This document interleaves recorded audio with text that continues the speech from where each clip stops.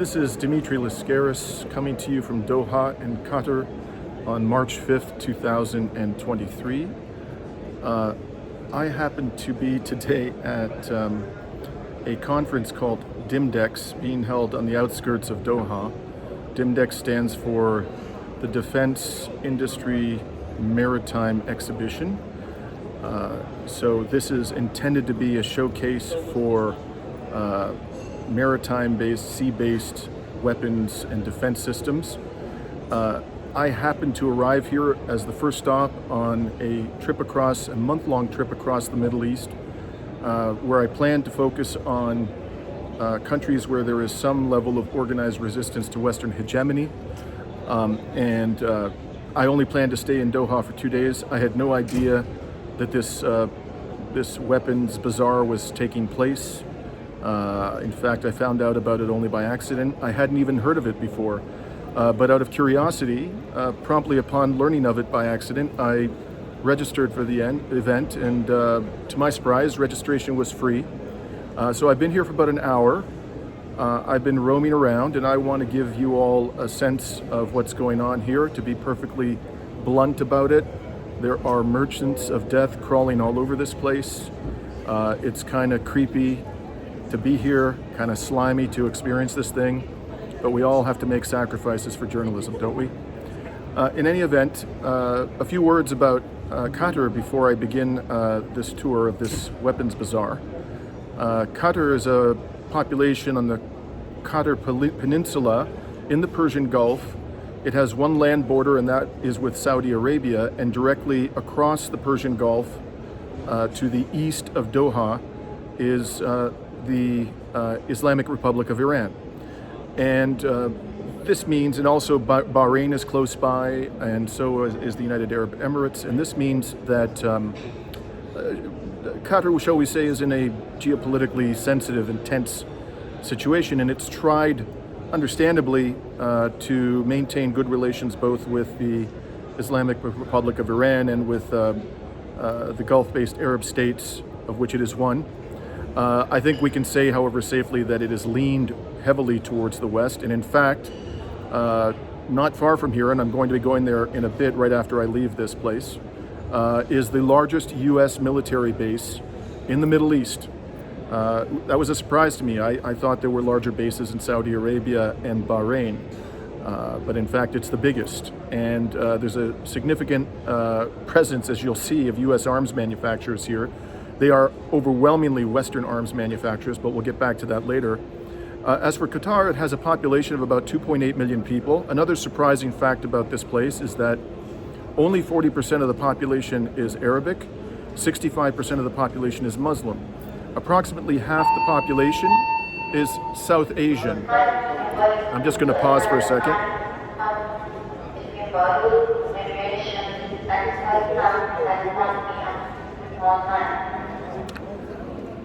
And of the South Asian population, the largest constituency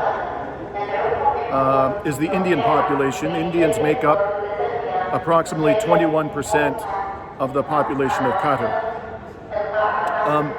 Qatar has the fourth highest GDP per capita in the world. I believe that's calculated on a nominal GDP basis at approximately $114,000. And the wealth of this country comes overwhelmingly, as you can imagine, from its oil and gas deposits.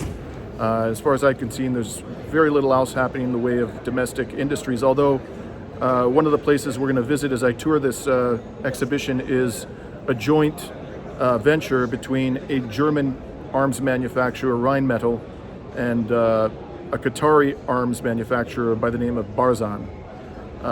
In any event, let's get started, and let me show you what's going on here. So we are going to begin our descent into weapons hell here at the Airbus pavilion. There's this strange thing, I don't know what that is, but it looks kind of like a cross between a helicopter and a skidoo. Doesn't look like it's, and has pontoons, doesn't look like it's armed, although those might actually be holes for machine guns, who knows. Then we've got this thing over here. This, by the way, is a pavilion for the Ministry of the Interior of Qatar, which is right next to the Airbus pavilion. So now we're entering the area that is focused or concentrated with arms manufacturers from France. You see Dassault Aviation and Rafale, the makers of combat aircraft. French merchants of death all over the place, dressed in their Brooks Brothers suits. This is, I guess, this is a Rafale, a model of a Rafale fighter. And then over here, of course, we have the Airbus exhibition, and this appears to be focused on military transport planes. So let's head over here.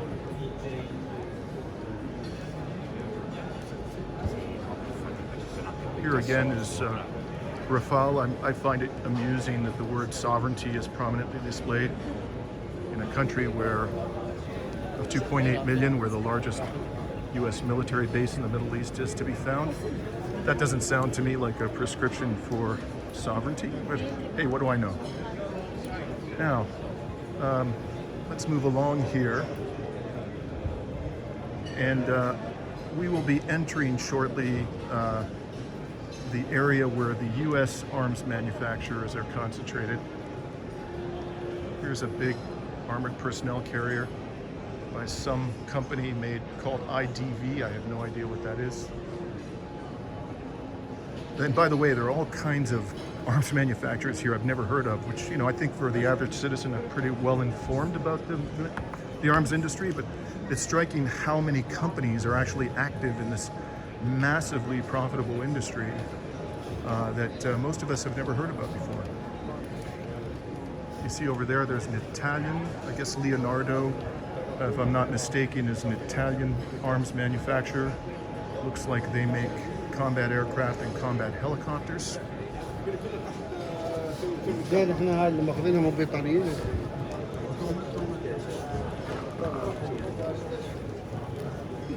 Now we are entering, well, we're not quite at the American section yet. Let's move along here. This looks like some kind of air defense system by somebody named John Cockrell. Never heard of him before. And this is the pavilion for the Turkish manufacturer of the Bayraktar drones, which have been used extensively in the Ukraine war by the Ukrainians. Based on the reports I've read, they haven't been particularly successful in evading Russian air defenses. In fact, they seem to have become a non-factor in the Ukraine war for some months now, which may explain why there aren't a lot of people at this particular pavilion. Now over here, somebody called Theon Sensors. Let's check this out. Looks like night vision goggles, perhaps.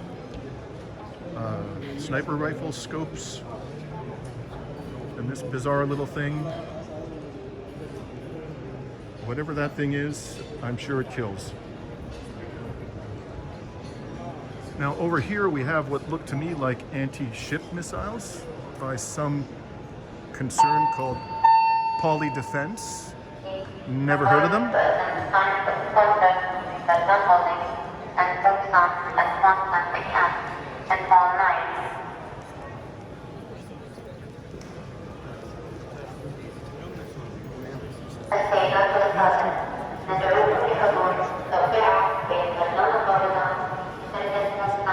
Now, here's an example of one of the many armored vehicles on display here, which is kind of surprising because this is supposed to be about maritime defense, but I guess any time you're afforded an opportunity to profit from killing, massacres, and death, why not take it up? Why not take your armored personnel carriers and your tanks to a maritime defense conference. One thing that strikes me about these vehicles, and you'll see some truly gigantic vehicles, that they're huge, and you can imagine how much energy they consume in order to be operated on the battlefield. War really is an energy-intensive form of depravity, that's to be sure.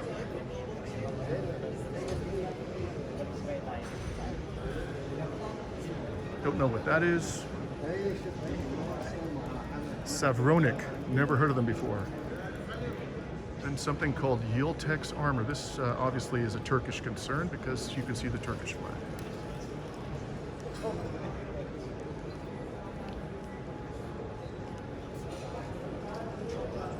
Mechatronic, don't know who they are.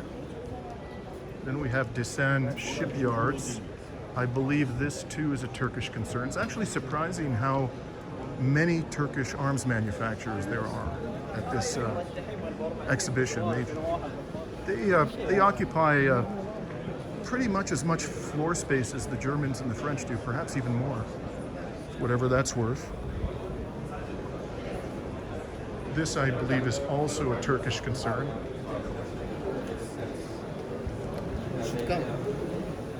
As is this, Meteksan Defense. Maybe we just saw that one already.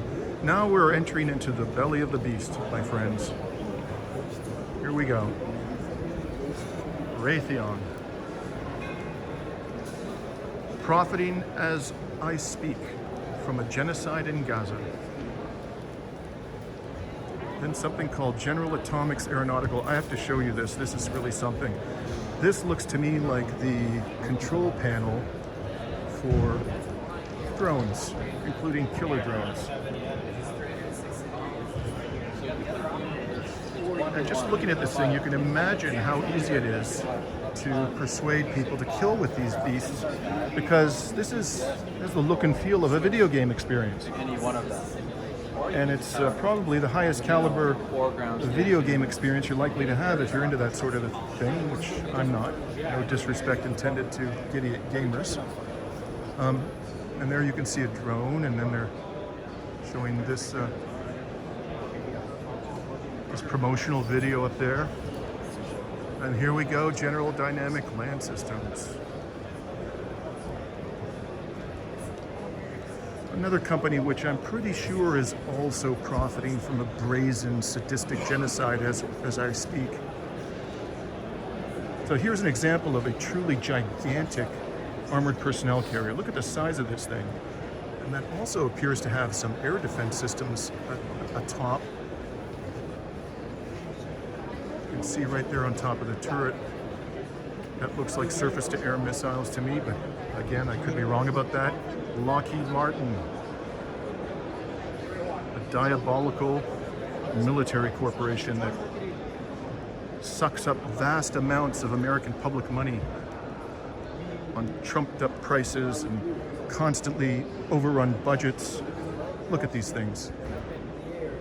How do these people sleep at night?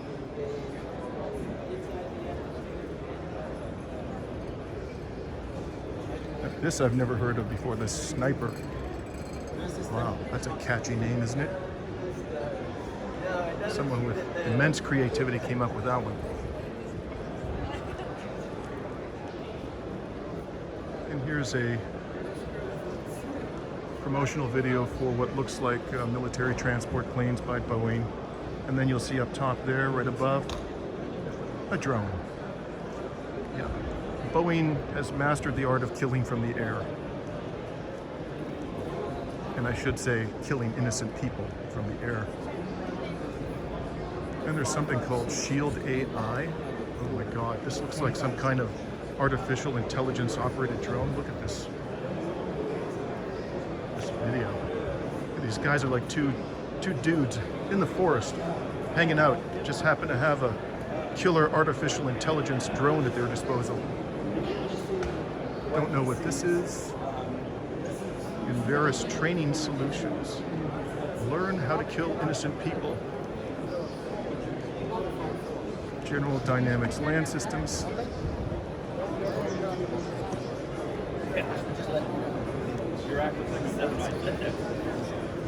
Now we're heading into USA Partnership Pavilion.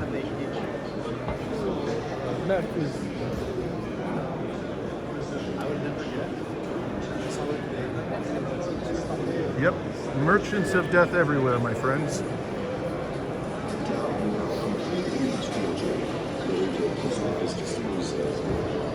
I love how they've come up with these cute little models of their killing machines.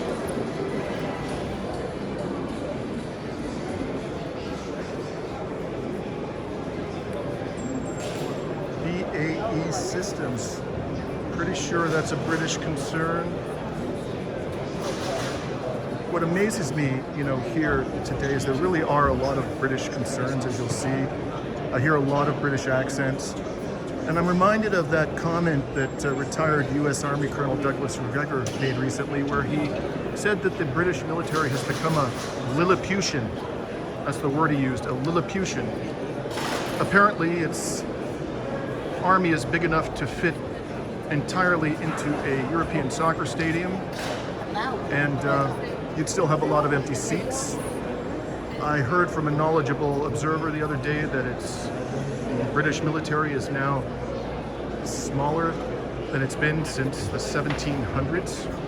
Imagine that, with its much larger population than it had then. And yet the British can't get enough of war. Can't get enough of provoking it. Can't get enough of prolonging it. Can't get enough of losing it.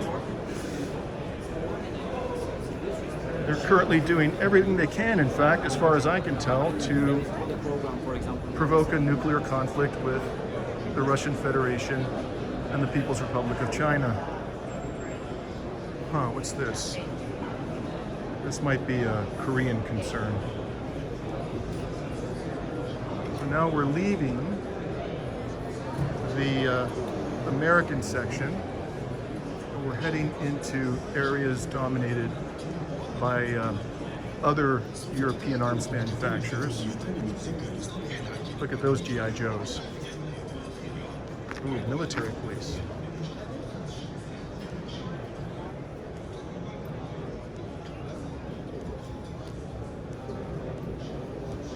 There's another massive armored personnel carrier from the British Armed Forces, doubtlessly defective and vastly overpriced.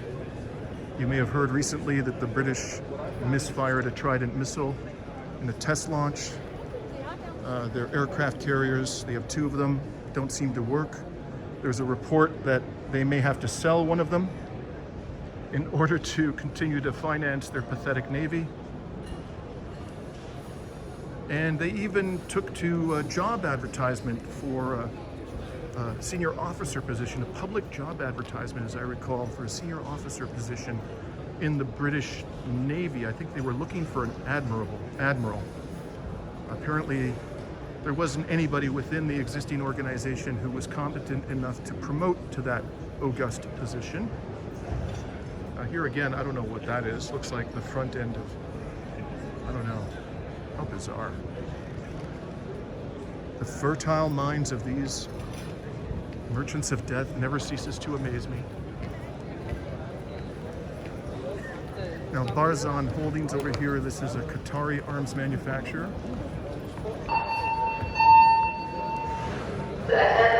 Here's another drone. MOU between the Armed Forces and Qatar aircraft at 1:20 p.m. in online. السيدات والسادة، ندعوكم لحضور توقيع اتفاق تفاهم بين القوات المسلحة القطرية وقطر التي تغطى 21 دقيقة بالبقرة. So this looks like a robotic device. Hard to believe that any soldier could fit into that thing. Not sure what this looks like. It has some kind of radar or scoping device. So it's maybe some mobile robotic radar device. Then over here you have a surface-to-air missile launcher with a missile inside. There's another robotic device.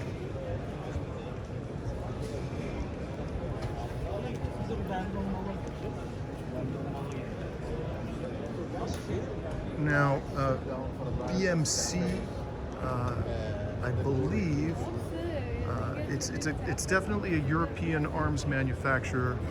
I believe it's a German-Dutch joint venture, something like that. Look at the size of these monstrous vehicles.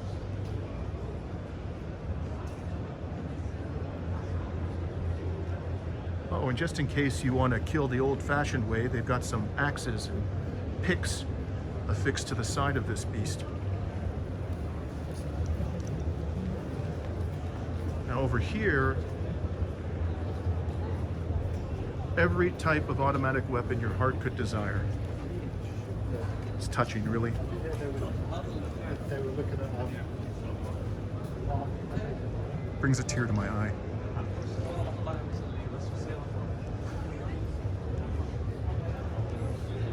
There's some G.I. Joe dummy falling from the sky. Looks like he's praying.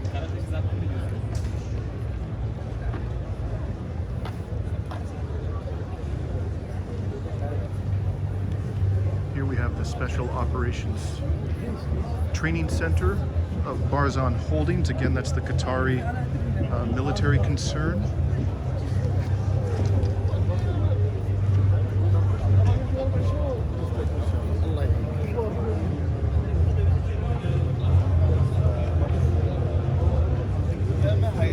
Pavilion for the Qatari Naval Academy.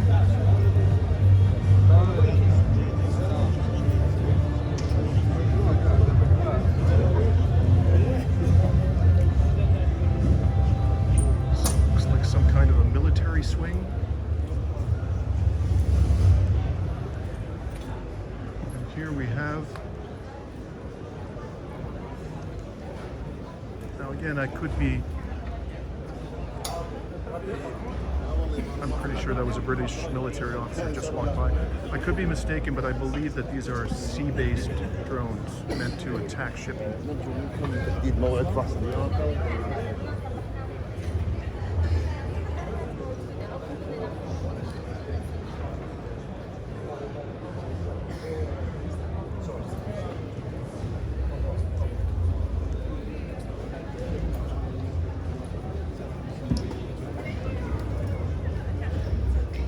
So we're still not yet in the section that's dominated by German arms manufacturers. This is something you ought to see. These are land-based air defense systems, or they might be surface-to-surface missiles. Although here on this missile, it does say air defense. So these are probably air defense systems. Again, the size of them is quite something to behold. It's huge. We do not forklift.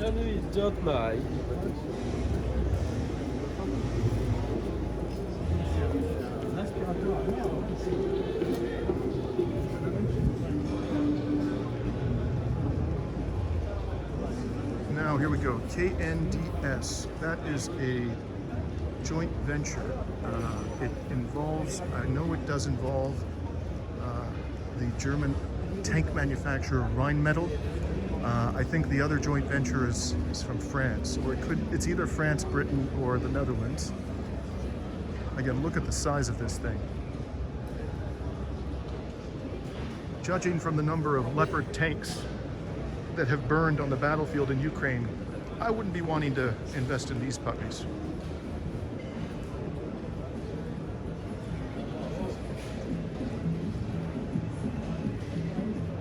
So this thing, again, looks like it has either that's air defense missiles or surface-to-surface missiles on top of the turret.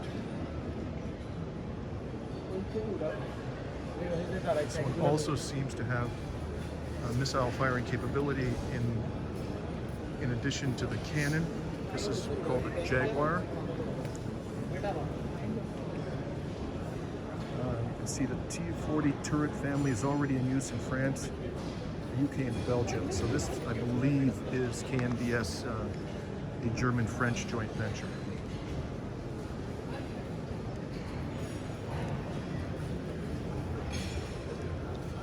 Over here you have people lining up for the latest MOU signing, as I think is customary at major arms weapons bazaars. Major deals are struck with a lot of fanfare.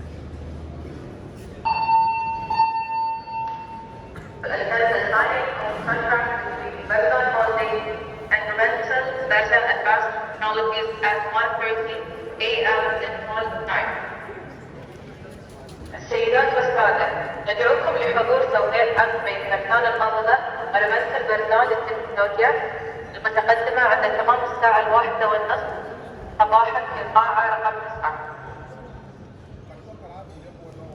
Here we have another air defense system of the Qatari Emir Air Defense Forces.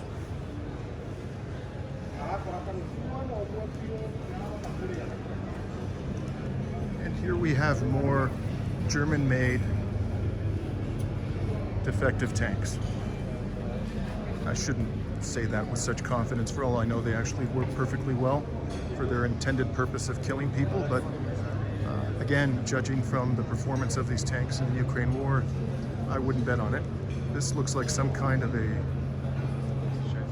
radar system. Heavily armored radar system.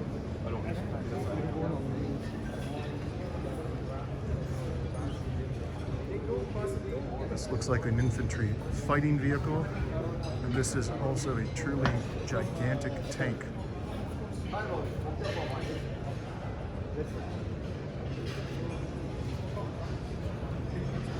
So again, these particular items, as I understand it, have been manufactured by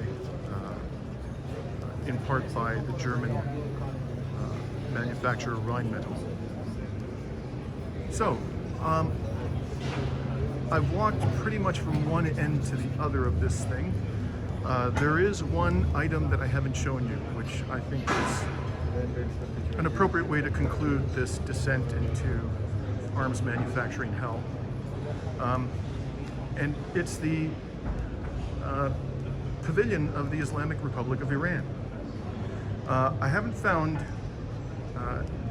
other than perhaps that Korean concern and the Iranian pavilion, which you're going to see in a separate clip toward the end of this video, or after this segment, everybody else seemed to be from the West. You know, they're primarily British, French, German, Dutch, American, and Turkish arms manufacturers. So this is overwhelmingly a NATO fun fest. So I haven't seen anything from the People's Republic of China. I haven't seen anything from the Russian Federation, although it was reported in the press that a Russian destroyer has come to Qatar and is currently docked in the port of Hamad and will be there for 3 days. It's come all the way. It's part of the Pacific Fleet of the Russian Federation. Apparently it is armed with hypersonic missiles. So it's a quite formidable destroyer.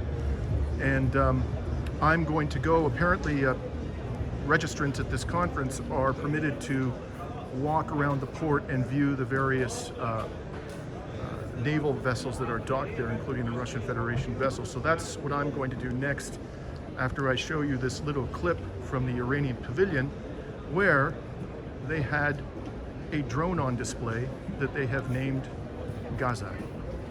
Stay tuned. I just want to know about it. So you UAV with the turboprop, the category of male, because for example, this specification for 500 gram payload.